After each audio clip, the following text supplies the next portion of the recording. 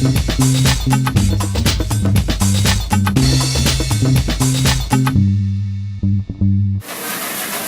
lot of chefs in the city have been making a lot of ramen in recent years, but it's pretty much conventional wisdom that no one makes a better bowl than the Santoka kiosk in the Mitsuya Marketplace's food court in Arlington Heights. That's run by a large Japanese chain. But a new place recently opened up in a Mount Prospect strip mall that's better than anything you can get in the city, and every bit as good as Santoka, if not better in some ways. Ramen Misoya is also owned by a large Japanese chain, but they're doing a completely different style of ramen, specifically miso-based ramen.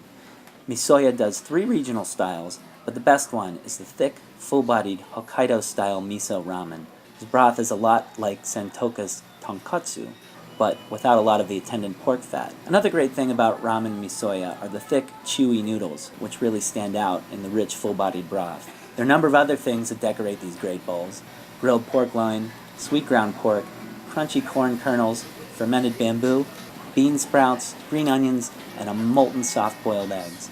You can order it spicy or vegetarian, or even with fried chicken on the top. Another great thing about Ramen Misoya is that it is a dedicated ramen yacht.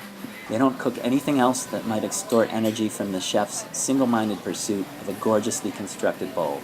My only complaint is that you still have to drive to the suburbs if you want a good bowl of ramen. Going broke out here and we aren't alone. 10 years ago, if you had told the guys in Greensky Bluegrass that hints of a bluegrass folk rock blend would be all over the pop charts, they would have called you crazy. But here we are today with bands such as Mumford & Sons, the Lumineers, and the Avett Brothers making it big with their distinctive brands of roots music. Greensky Bluegrass hasn't yet found that kind of success, but among those who know, this is a band worth watching. The group was formed in 2000 in Kalamazoo, Michigan, by a group of friends who picked up acoustic string instruments, mandolin, dobro, guitar, banjo, and upright bass, and got to work making a name for themselves. Greensky Bluegrass exists alongside bands like the infamous String Dusters and Yonder Mountain String Band, who are all reworking the music for a new generation of fans without losing the basic traditions at the roots of bluegrass.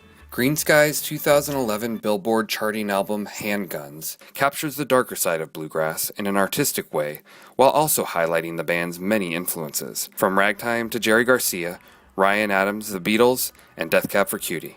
Greensky is currently in the final stages of mastering an as-yet unnamed new album due out in October.